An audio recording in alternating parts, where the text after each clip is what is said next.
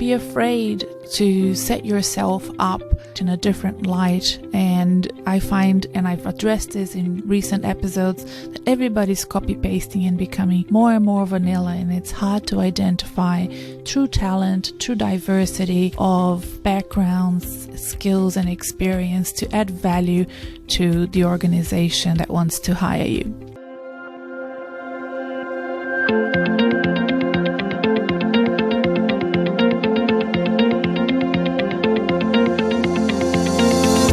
Hi, I'm Renata Bernarde, and this is the Job Hunting Podcast, where I interview experts and professionals and discuss issues that are important for job hunters and those who are working to advance their careers. So make sure that you subscribe and follow, and let's dive right in.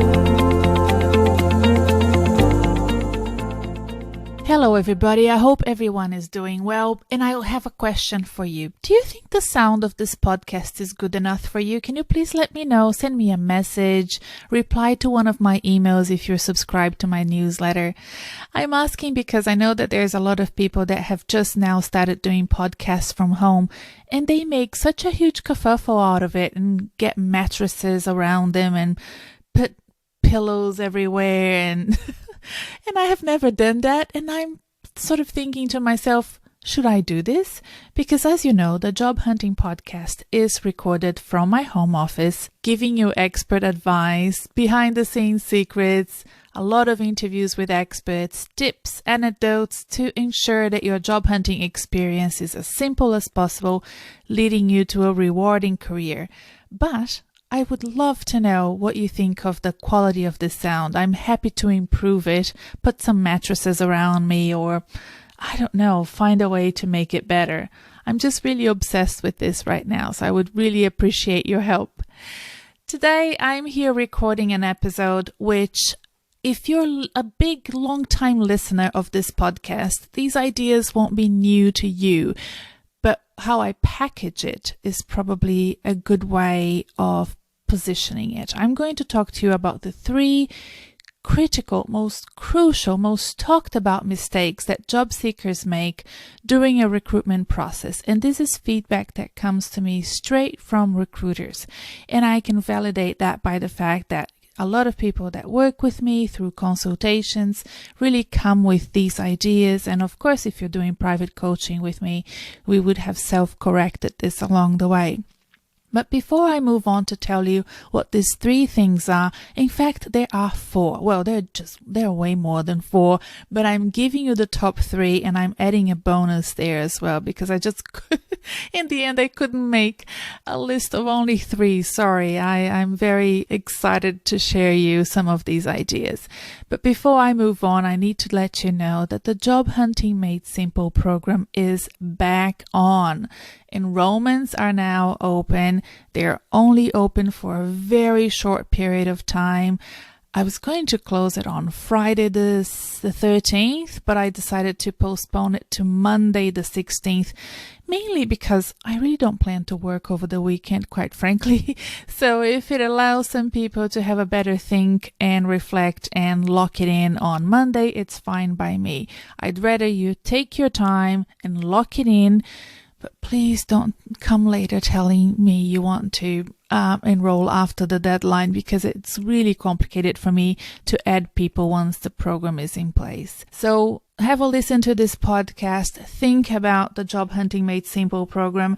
I will tell you very quickly about it because some of you may not know it. It's my online course and group coaching program for executives that are very serious about finding a job. That's what it is. It's called Job Hunting Made Simple. So make no mistake. What we're trying to do here is to help you find a job in a more straightforward way. Easier, simpler, without the guesswork that you would have to do on your own. Having a lot of feedback from me and other experts that step in to support us. There are at least 3, if not 4 people that will come in to help you along the way and help me deliver this program. This is my IP, my coaching framework in a step-by-step way delivered over 7 weeks to you. You can listen to it at any point in time from now onwards. Once you're registered and the program starts, it starts on the 23rd of August. You can listen to my coaching live as I'm recording them, or you can listen at your own time. In addition to the recording of the sessions, there is a lot of resources and workbooks and things inside the platform for you to access, not just during the 7 weeks, but whenever you need that in the future. Okay, so this is very important for me to let you know, because I only open the online coaching program twice a year. I did it in February, March, and now I'm doing it August, September, beginning of October, and that's it. I, of course, design it so that, let's say you're not looking for a job right now, but you're very keen to work on it at the end of the year, then you should join right now, because I'm not going to run it again before March next year, right? So it is a very good step-by-step way of doing this.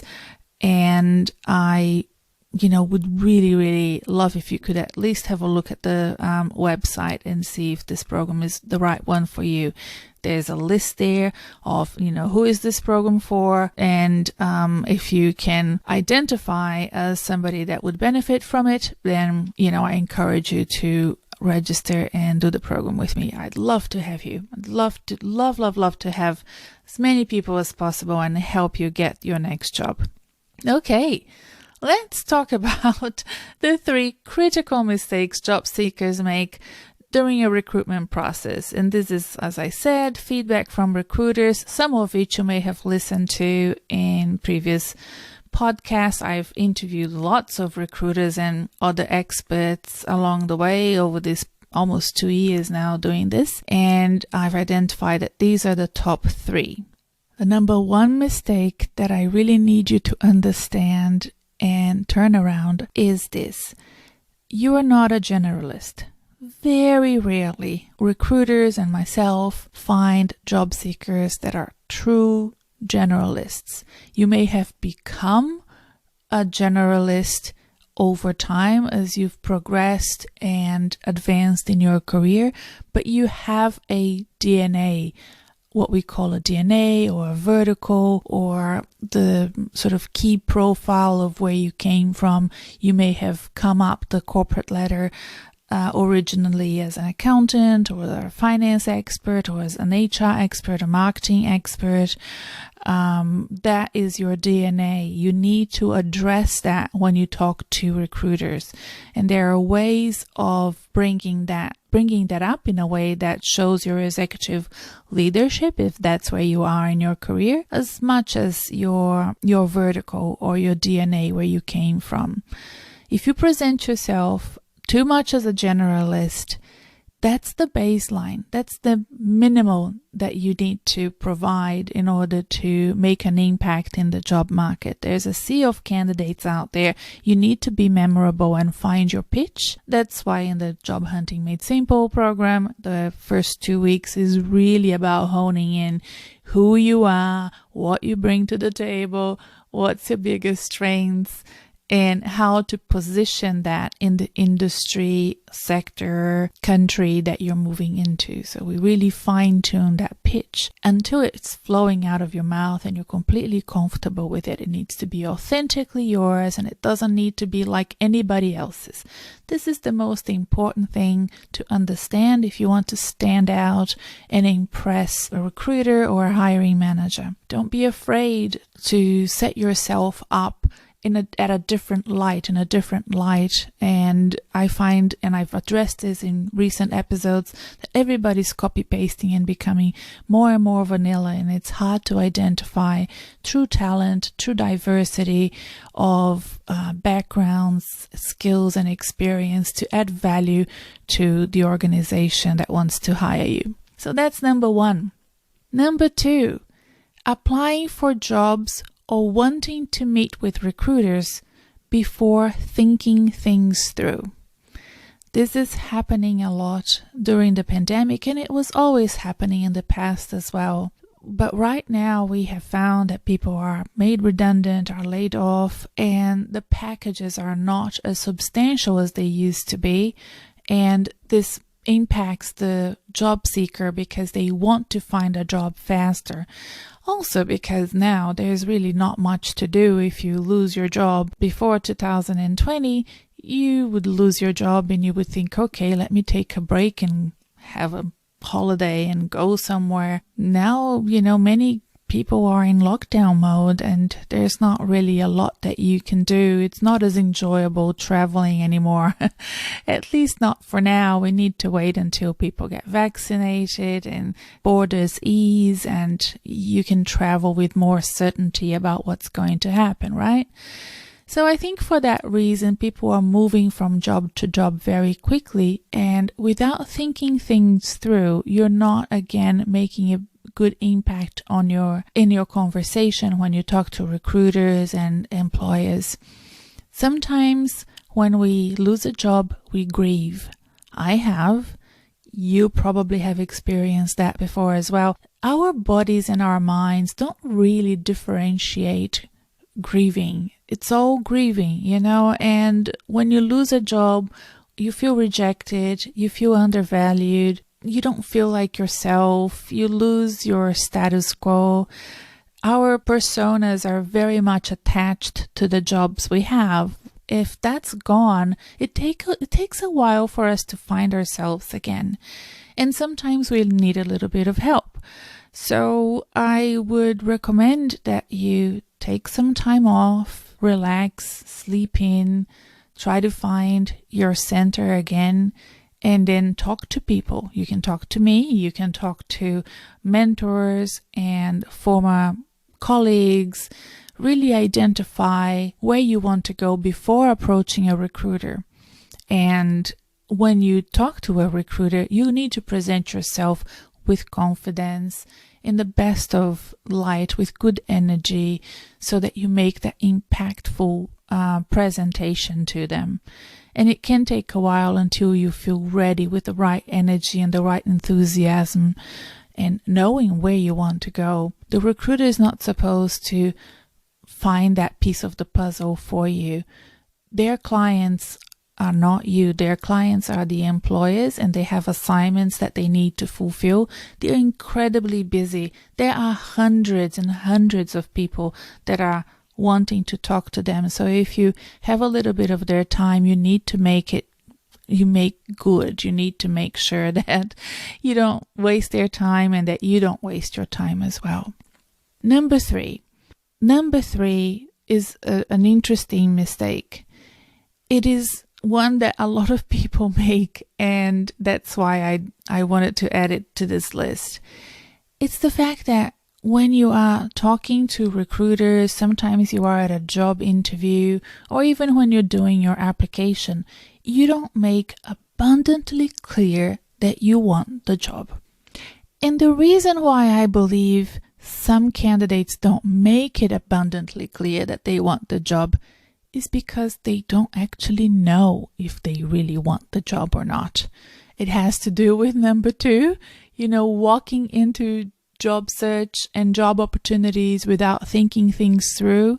But it also has to do with maybe too much stress and excitement and a bit of fear and losing track of what the important things are that you need to say when you walk into those important interviews and important conversations, and making sure that they know that you really want the job is important. The other reason why I think some candidates forget to say that is because they have maybe been in senior positions for a long, long time, and they are used to being schmoozed. I know I have been in the past. I've been incredibly spoiled, having been in situations where I had a team and, I was always giving praise, but also receiving praise. And maybe you lose your humility during that time. I don't know. And then you walk into a job interview and you just feel like they would be, honored to have you. It would be a privilege for them to have you join them, but you forget that you are actually the one who needs the job. And the balance of that situation is that they have lots of candidates to choose from, and you may not have as many jobs to choose from.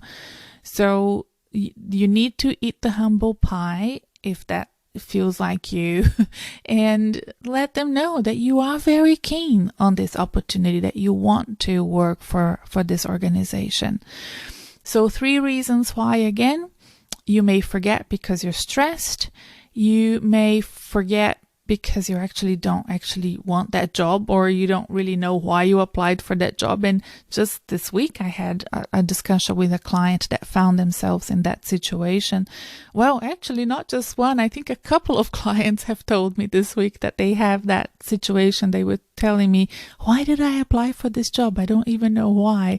So it is common, and then you don't make that message clear, and then you don't get the job and you don't know why, when in fact you didn't really want the job anyway.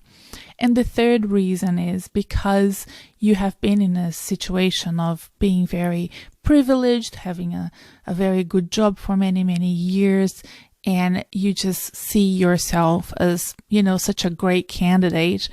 They would be lucky to have you, and you forget that the balance of the structure of recruitment and selection is not really one that privileges you.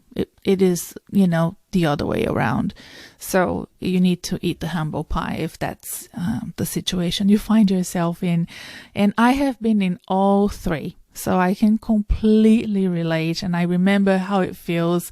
And I remember sometimes really wanting a job, walking out of the interview and thinking, oh, geez, I forgot to tell them I actually want this job. I think I was in too much, stress, and my nerves took the better of me.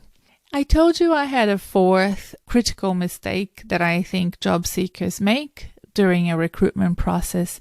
And this one is an interesting one because, well, I'll tell you what it is, and then I'll explain to you why. It's thinking that the recruiter that you're talking to can act as a coach or a mentor to you. And I say that this is a difficult one because I believe many recruiters and executive search partners, headhunters, are awesome people. I know that you are listening to this podcast and potentially rolling your eyes, and I can understand the cynicism. There is a lot of recruiters that ghost you and don't get back to you and so on.